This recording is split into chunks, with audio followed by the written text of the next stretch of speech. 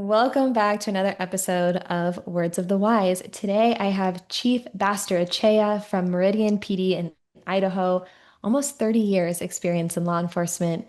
Welcome to the show, Chief Basterrechea. Thank you for being here. Yeah, thank you for having me. I'm excited. Of course, we're looking forward to it. So give us a little bit of background. Almost 30 years. So September is going to be 30 years in law enforcement.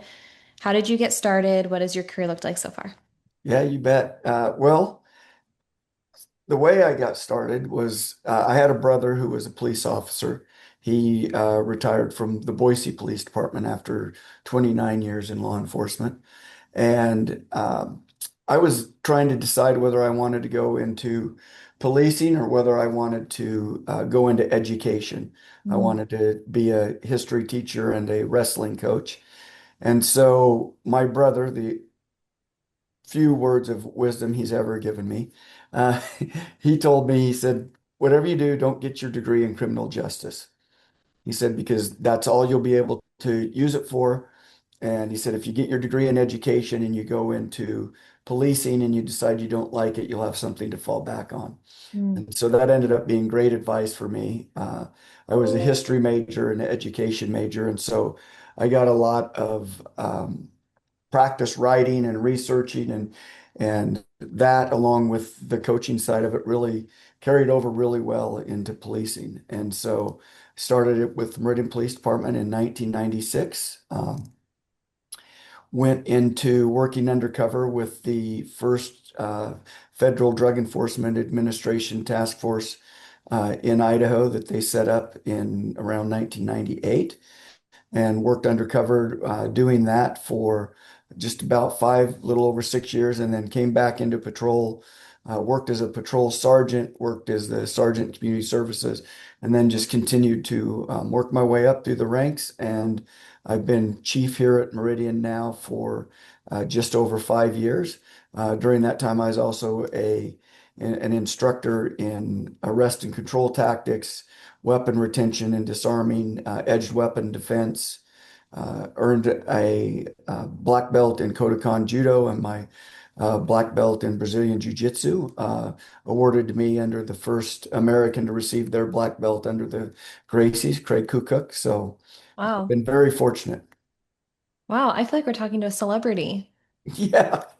That's amazing. That's really cool. I was actually going to ask you that. So you said that you were a wrestler, you wanted to be a wrestling coach. And so I was going to ask how those skills translated over to law enforcement and if you draw a lot of parallels between athletics and the law enforcement profession. But it sounds like you found a really good mix, but I'd love your insight on that.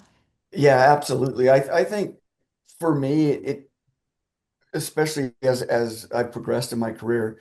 Obviously, I was very comfortable going hands-on, having wrestled, did some boxing coming up, other martial arts as well. But really, what I have always tried to stress to our officers is the public doesn't expect us to beat somebody to submission. They Mm. expect us to be able to control somebody when they're resisting. And I think oftentimes we resort to strikes too soon in the confrontation, and then it starts to escalate. Now, that doesn't mean I don't believe in striking. There are absolutely times that you're in a fight, right? At times. But most of the time, what you see is people that just don't know how to control another person's body. And those grappling arts, wrestling, judo, jiu-jitsu, they really give you that ability to control somebody's movement without using a lot of um, force that's going to injure them. And so I think that move that we've seen nationally moving towards that type of training is going to benefit the profession overall in the long run. I agree. And I know a lot of agencies are doing a hybrid of jujitsu with their defensive tactics. And it seems to me like it's building more confidence. You have more tools in your tool belt. You're more confident. You know how you're going to respond out on the street. And I would also assume that that plays into overall stress management and wellness within the officers as well. Yeah, I'd say that's all absolutely true. I think that's one of the very unique things about the jujitsu part of it is um, when you train jujitsu, you are always training in bad positions, or you should be, Mhm. and you get comfortable being in bad positions, and and you learn how to regulate yourself and to remain calm in those positions. And so I think it's extremely beneficial, and it does certainly lead to confidence. And I think when you see officers who are comfortable and more confident in their physical skills, you actually see less instances and uses of force. And a lot of times people actually kind of feel that confidence that you are comfortable if you need to go hands-on, and it actually de-escalates that situation. Yeah, I agree. I had someone a long time ago say this, and it always stuck with me. They said, the way that you present yourself, or the way officers present themselves is the first line of de-escalation because they're sizing you up, right? And if you show up and you have that sense of confidence, I think people can sniff out when when you're unsure, or when they look at you and you don't look like you're capable. Are sizing you up, they're sniffing it out. So if you walk up and you're like, "Hey, I know I can handle this situation," it's that first line of de-escalation without any words even needing to be exchanged.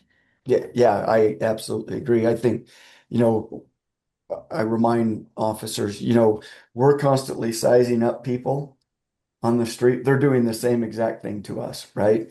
And they respond really. If our response to them initially is negative, we're going to get that negative response back. Mhm. And when you're confident and when you have those skills to be able to communicate, and somebody is up at this high level and you're able to communicate them in a calm, concise manner, it actually brings them back down to your level rather than as they yell and we start to yell, that just continues to rise up. And you see it in everyday life. I mean, people see it at home, people see it with their kids, right? If you can bring the tone back down, the tone comes down to that lower denominator for sure. 100%. And I think that that all comes, that all leads back to emotional regulation, which is another skill that is completely trainable and something that I know a lot of agencies are focusing on too. Yeah, How do we control our response? How do we control our emotions even in the most heightened states? we were just actually talking about that today with some of my command staff. We were having that exact discussion, people learning how to regulate their emotions and how important that is. Yeah. Was there something that you guys talked about as far as like specific training that you guys are going to implement for that? No, we were just talking about a specific individual, not in our Mhm. agency, who tends to not really be able to self-regulate and lets emotions drive their responses to whether it's emails or conversations. And people know it, right? Everybody around knows uh, what's coming with that individual at times. Mhm. And you would hope that they recognize that the reactions that people give them aren't the reactions they would hope to get. And so that self-regulation is so beneficial to all of us. For sure. I had a few chiefs talk about this, and so this might be like a well-known saying, within your profession, but they said a second second. Have you heard of this before? Yeah. And they were training that organizationally. They're like, how do we train people, when they can? Obviously there's some times where maybe you don't have that time to take a second second, but how can we take a second breath and then respond to something? And they said that they train this proactively within their organization, teaching everyone how to take a second breath, take that tactical pause before responding to something. And then they had a tragedy happen within their city. And they went up to like one of their team members who was kind of standing there and they seemed like a little shocked. And he's like, "Are you okay?" And he was like, "Yeah, chief, like I'm taking a second, I'm like taking that breath." And so it was all of the proactive training, the expression, you don't rise to the level of opportunity, you fall to the level of your training. So it was this opportunity to proactively train those things when there's not a time of need or chaos or tragedy. And then it presented itself in that time of tragedy, and they were able to fall back on their training and take that second before moving forward or responding. So I've heard some positive feedback Yeah, no, about that. that's so true. We use the just what you said, the tactical pause, and we remind our officers that when we slow things down, and almost, obviously not every call, but almost every call, you can slow some things down. Mhm. We always have a better outcome. Mhm. When we slow down our response and we actually stop, take that breath, take a look at what we're actually facing, what is in the actual call, what is the actual threat, we tend to have those much better outcomes. And I hate giving my older brother any credit, but that was the second really good piece of advice he gave me when I became a police officer. And he had told me when you hear the tone alert come out, the first thing you should do is take your foot off of the gas pedal, take a deep breath, and then turn your lights and your siren on, and then go to the call. And I think that little bit of advice is exactly that, right? It's that tactical pause.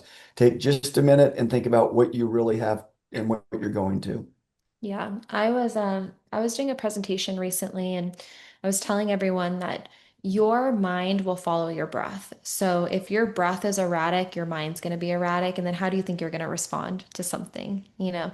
So I always teach people a three-step process. It's super simple to remember, but I say control the breath, control the mind, control your actions and reactions. And so it's everything that you just said. Like how can we slow everything down? So slow the breath down so it's not erratic. Then we're going to have more of a calm, level-headed mind to work with. And then we'll be able to have more effective actions and reactions from there. But if we're going crazy and our mind's crazy, how do you think we're going to respond? So, yeah, slowing everything down, control breath, control mind, control actions, reactions is what I always teach. Yeah, and that's actually one of the things that, depending on who you train with in jiu-jitsu, that they teach you is Mm, how to control your breathing when you're under stress and you're under pressure, and just another benefit to adding that into your curriculum. 100%. Thank you so much. I appreciate it. You lead a department of 200 people, over 200 or close to. Just around 200 total people, employees, yes. So what does leadership through service mean to you within your department? Yeah, it really means taking care of your people, really knowing who they are on a personal level. And I know that actually drives HR people nuts sometimes when I say that, and that's okay. I think that when you really learn and know your employees on a personal level, when you start to see things, or you're able to notice things that are occurring with them that are outside of the norm. And that gives you that opportunity, if you know some personal things about them, to do that intervention early on. I literally had this conversation with two of our new sergeants that, my expectations are for you to coach your people up, but hold them accountable. But you have to get to know your teams on a personal level. Because if you know that you have an officer who's has a son or a daughter that's struggling with health issues, and all of a sudden, you know what, the reports aren't going very well, or you're getting more complaints on them than you normally would, you probably have a little bit of an advantage of how to start that conversation with them and really guide them in the right direction that you want to guide them to. And so I think that's super important. And I think the other thing, especially for as you start to move up in your organization, we try to move our all of our supervisors around into the different divisions. They're not always happy about it, but I think it's so valuable because you start to learn that either the importance of certain positions in your agency that you thought were really unimportant. You're the door kicker, you're out there on the street, you're the one carrying the gun. The records people aren't, they're just there to support you, which really is not the truth. And the work that they do is so valuable to the success of your organization as a whole, that you need to recognize that, and you need to be able to have those interactions with them and realize when they're doing things that are above and beyond that they really didn't need to do, that are helping make you successful. We do the same thing with we have code enforcement under our agency. And, a lot of times people forget how valuable they are to us, because they're the ones that free us up to be able to go do the things that those sworn officers want to do. Are them and our community service officers who are picking up those cold calls, those cold burglaries, and those types of things. So your officers can be more proactive and be out there. They're hugely valuable to you.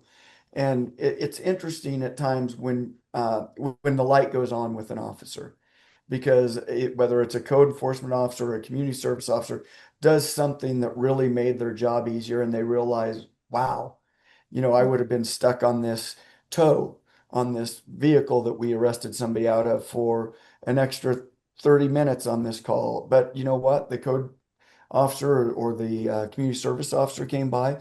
They took over that, waiting for that tow truck, doing all of that paperwork for me so I could get back out on the road and make traffic stops and do all those things that I want to do and the reasons I got into law enforcement. And so I think realizing the value of every employee is huge. It's huge. And for me, when your leadership is serving the officers and the employees around them and below them, um, that carries out with them out into the public when they're interacting with the public. And that's the first thing we talk about when we hire a new employee. Their very first day for our academy, I talk to them about mission, vision, culture, and values, and the importance of our relationship with our community, and the fact that everything we do is very intentional. They may not realize that it's intentional, but it's intentional. Doing those small little things and still answering those calls that, we get a lot of laterals from different parts of the country. And I've heard it many times. Oh, we would never send an officer to this call, or we would never handle that call. And I always remind them, well, why did you come here? Mm. Why did you come to work in this agency, in this valley, in this city? And it's almost invariably, oh, well, it was horrible where I was working at. We didn't have a good relationship with the community. We didn't. And I remind them, well, at one time, your organization did have a good relationship with that community. And then whatever happened, it broke down. And when that happens, it's very hard to build that trust back up and bring it back. And so don't lose it. Number one, that's the best way to keep it healthy. But when you got into policing, maybe that was already broken with the community. And so the way you were being taught to police really wasn't the best way to police. And so it's funny because guys bring it up to us all the time that, oh, people waved at me today and they actually used all their fingers. I'm not used to this where I used to police. Someone bought me my lunch when I was out to lunch. And that's a very common occurrence in our community, and we want to keep that. And it's through those very intentional acts of when we're out there policing and our officers realizing how important every single one of those interactions is. I tell it to my son. He's wanting to go into policing, getting ready to graduate college next December. And I tell him all the time, every single contact you have with somebody, every interaction you have has the potential to either be positive or negative.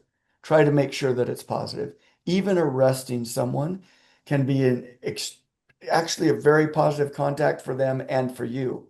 And for me, that's one of the things uh, I've been the most proud of when I put my name out to be chief here. I had people that I sent to prison that actually wrote letters of recommendation for me, and I didn't ask them to.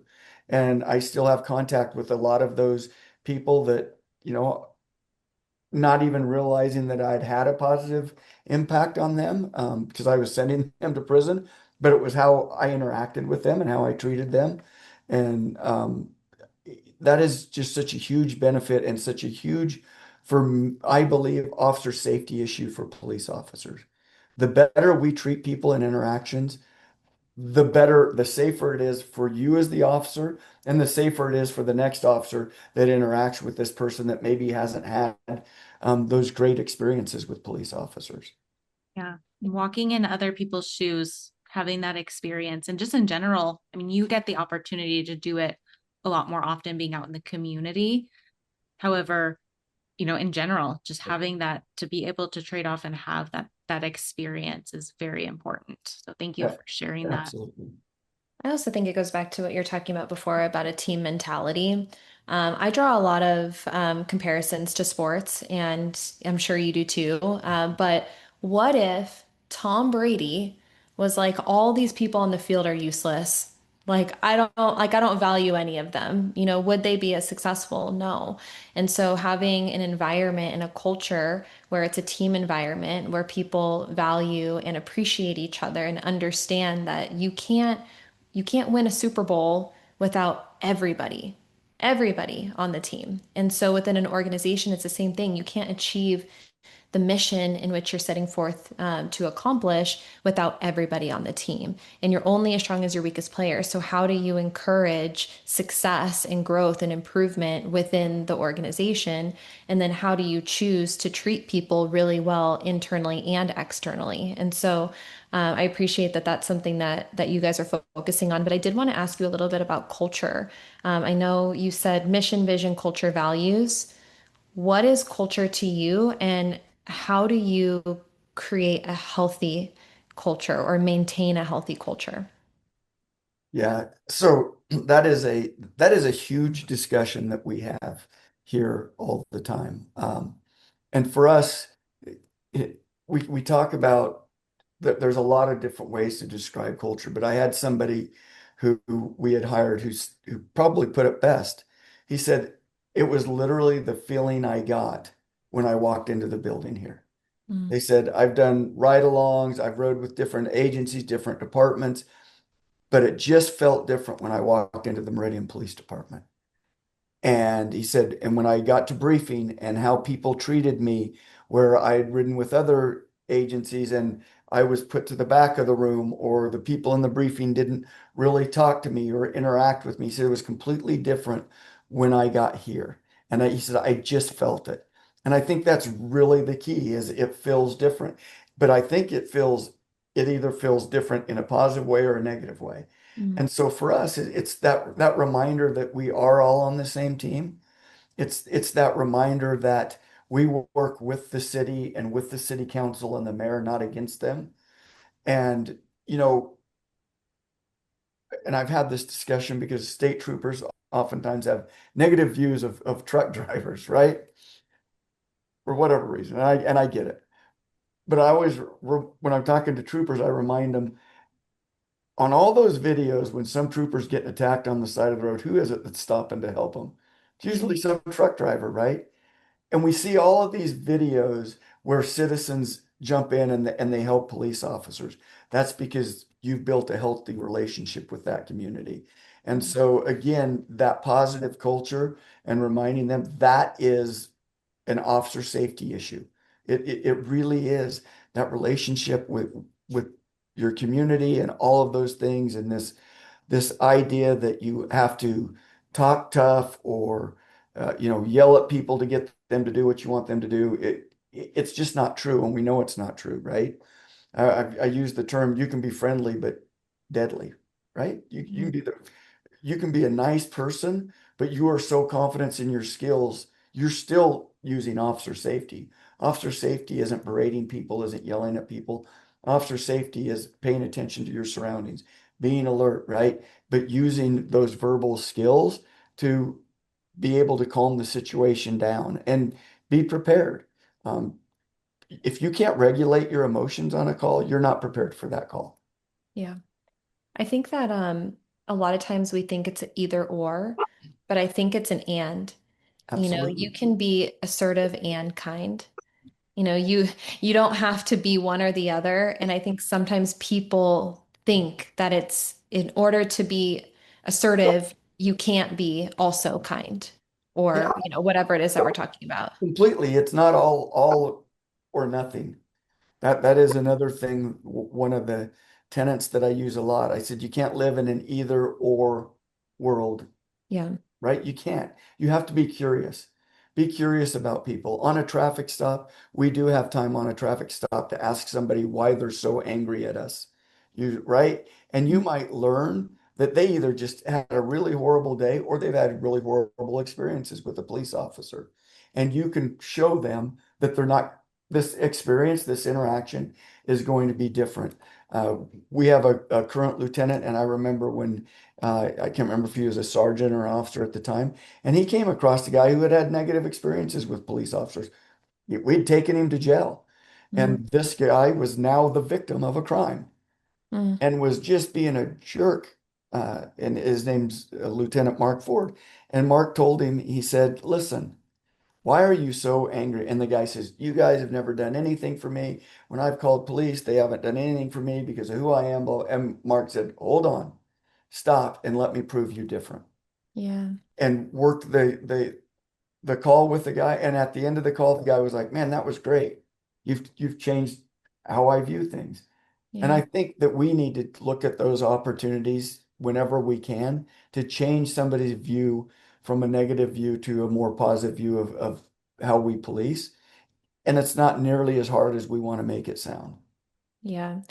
I heard a statistic, don't quote me on it, but it said, I think it was 10 or 15 minutes. It takes 10 or 15 minutes to change someone's life of like actual interaction with them. And I really liked that because it shows that we all have the opportunity and we all have the time to take with someone 10 or 15 minutes to try to actively listen, to try to understand them. And of course, you guys in law enforcement, especially, I think you have an even bigger opportunity than the general public does because you have so many interactions with the community. And I was talking to another chief about this, and he said that an average traffic stop is usually 10 to 15 minutes, right? So if you use every single opportunity to change someone's perspective or to make someone's day better, then you're making a long lasting positive impact. And I think that's why everyone gets into this job initially, at least, is to help people and to make a positive impact. So thank you. What would you say makes the officers stay, and especially your agency, longer? I think the love of the job, Mhm. uh, people. I mean, it really is. This job is completely about people. Mhm. And the sooner you realize that, the better off you're going to be. And people can be messy. I People laugh because they'll ask me, what's the worst part of your job? And I'll say people. And they Mhm. say, what's the best part of your job? And I tell them people because people are messy. But it really is. And really looking, I think when you have officers that look at this job as a calling and as an opportunity to truly impact people's lives in a positive manner, they're going to stick around longer.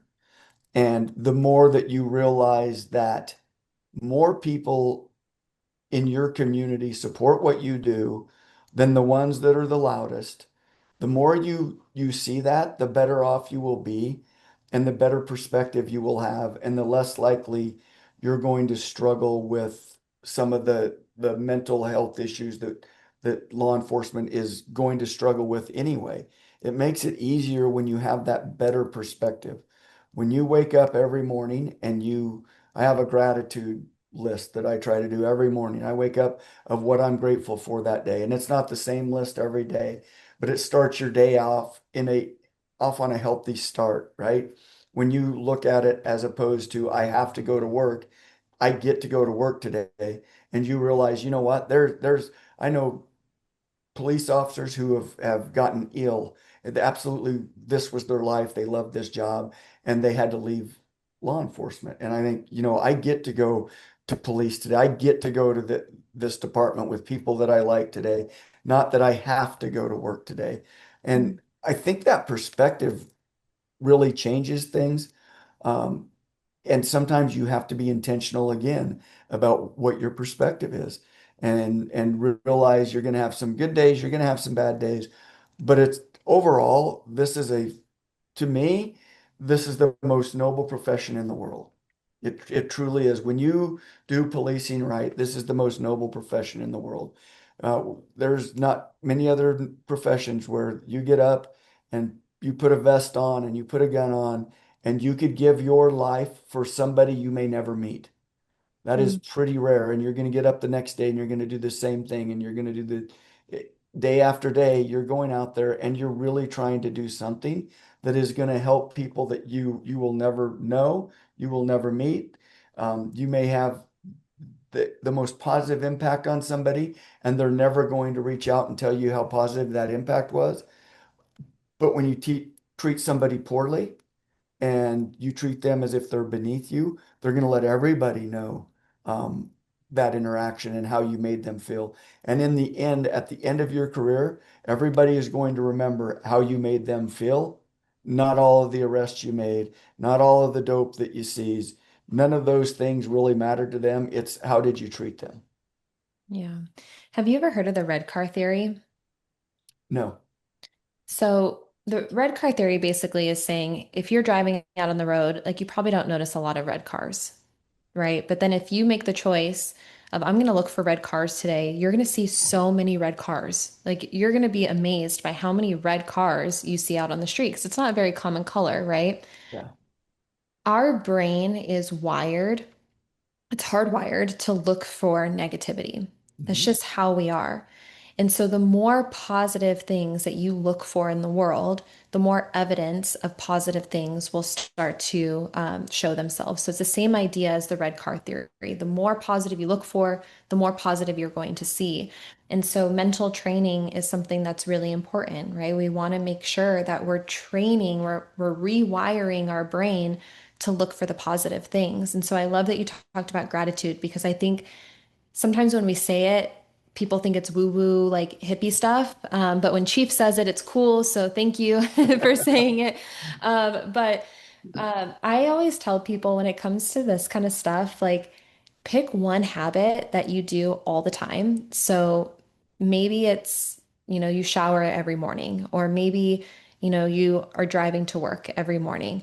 Maybe pick one time during the day and then say 1 to 3 things that you're grateful for every day and make that a habit, and it'll change your life. You will see so many more positive things in your life. And I think that for all of us, that is super important, but especially in a profession like yours where it is easy to see the negative and to fixate on the negative. It's important to counter that and to ask yourself, well, what are the good things? Can I see more positive things in my life?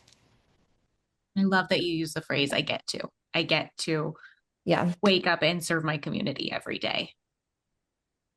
Yeah. It's mental training. Yeah. Yeah, Get it is. Yeah. It's one of the things I used to use on my son when I have to go to school. And I said, no, you get to go to school because you need to realize that there's a parent somewhere whose son didn't wake up today to go to school. There's a Mm, kid that wanted to go to school today and something has happened and they can't, or they don't get to do those things. So just put things in perspective of all the opportunities that you have and the things that you absolutely have to be grateful for because there's so many things out there. 100%. I know that wellness is also something that you guys are talking about a lot, you're prioritizing within your organization. Can you give us a little bit of insight on as to maybe why wellness is so important to you and some of the conversations that you are having internally about wellness? Yeah, you bet. Well, for me, the thing is, I know that when I'm in shape and I'm doing those things, I just everything else kind of falls in line. When after a good workout, after those things, the things you feel better, your mind's more clear, you feel more comfortable with yourself. When you're away from working out or you're eating poorly, you feel the way that you're behaving. Mhm. And so for me, from a personal standpoint, that's why it's really important to me. And it has been. It's just been one of those things that I've done my whole life and it's important. But I always feel better when I'm doing it. I feel better. My day goes better. Things become more clear. Things fall in line. And like it or not, when you're in uniform, um, not to offend anybody, but you should look good in uniform. Especially if you're a chief, when you put your Class A on, your officer should look to you and go, yeah, there you go. There's my chief. They look good. Everything's pressed. They look professional. Um, I'm a big proponent and if, you know, look professional and that's where it starts. Mm. You'll feel professional and people look at you the same way. Um, and so for us, the other issue is, you know, when you're not in shape, when you're not doing those things, you're more likely to get injured on the job. You're more likely to be out of work longer when you do get injured. It goes right along with that mental discipline.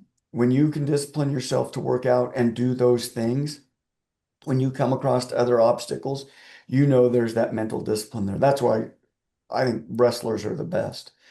Wrestlers have gone through heck, and I don't care if it was someone that's a junior high wrestler. I tell every parent, If you have a son or daughter, you should at least have them wrestle 1 year just so they realize how hard it is, because it is the most difficult sport there is out there, Mhm. mentally and physically. And so, you build up that mental strength and that toughness, and you realize that, you know what, I can fight through a lot. I can physically, I can mentally deal with a lot of things.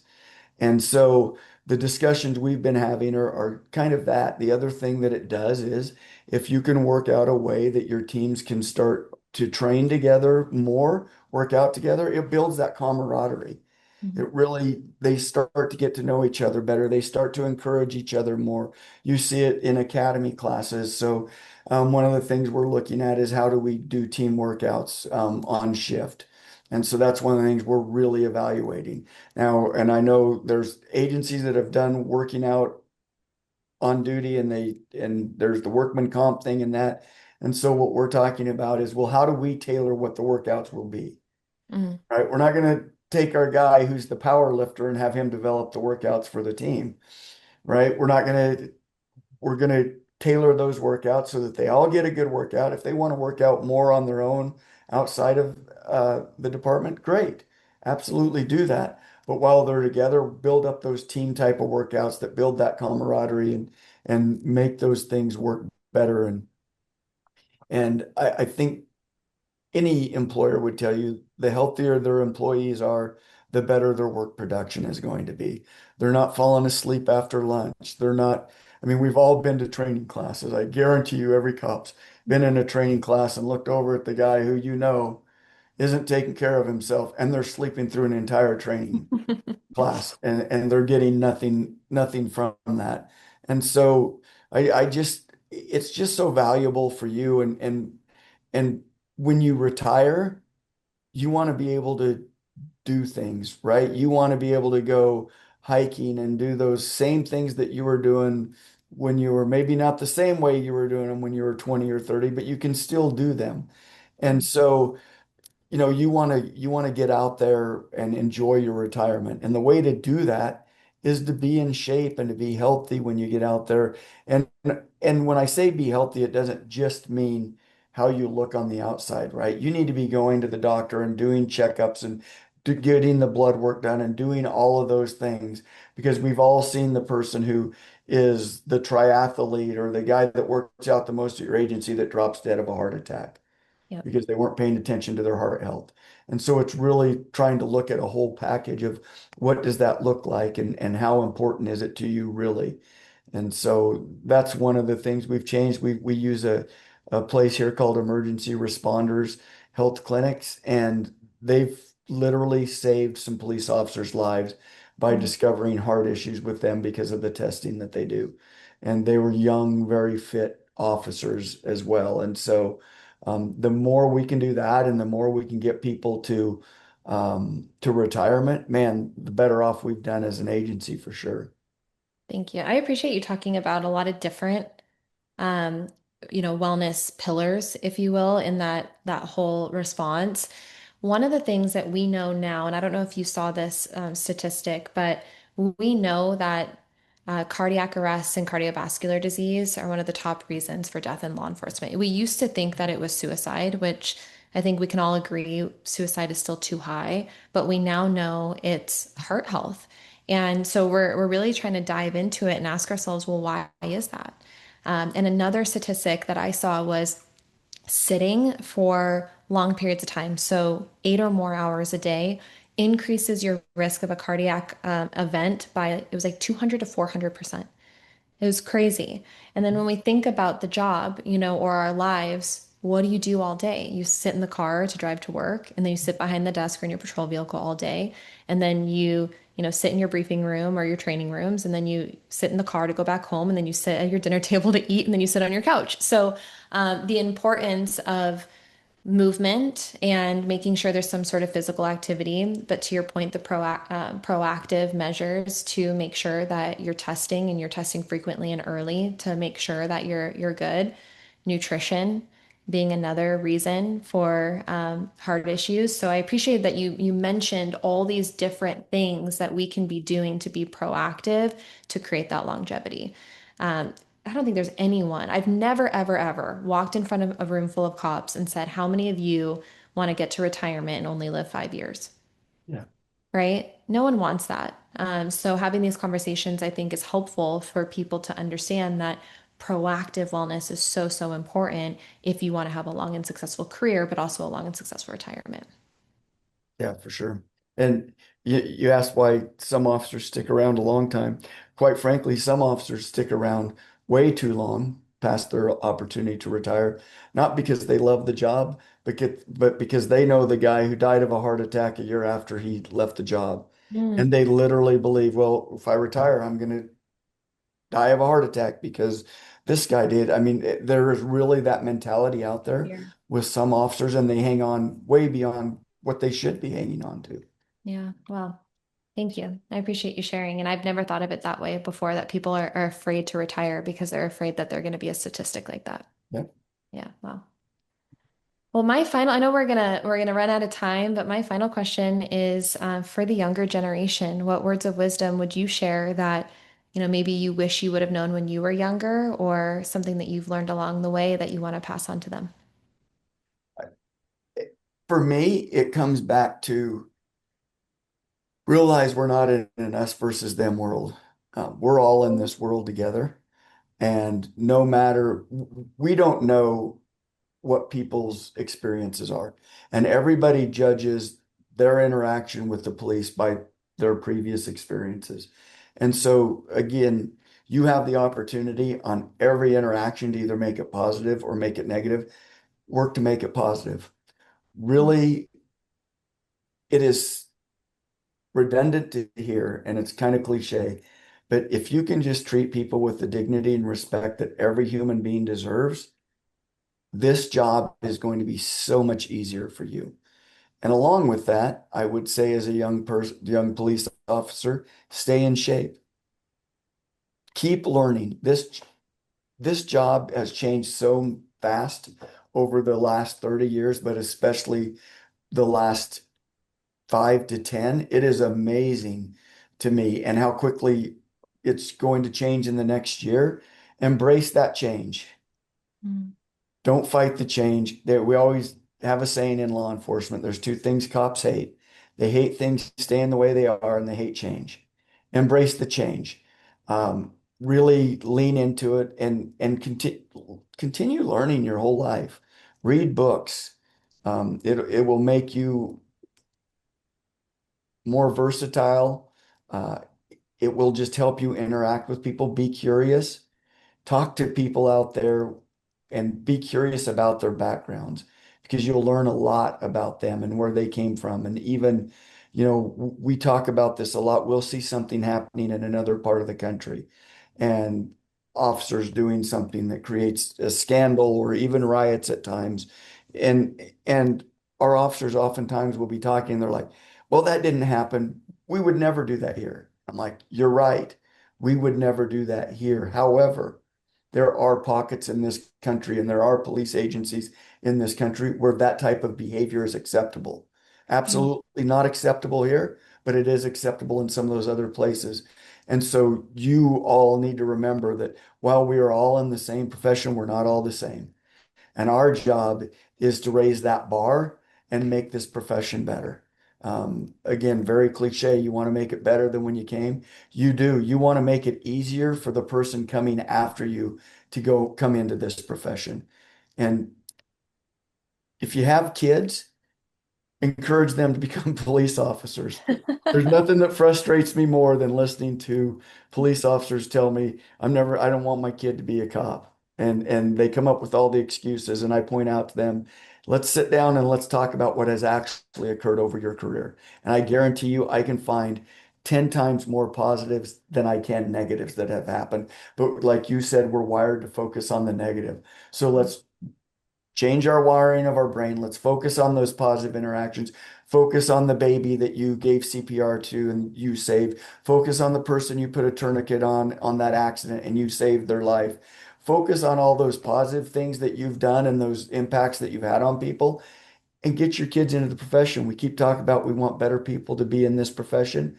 Well, who better to be in it than your kids if you've raised them right? So Thank you.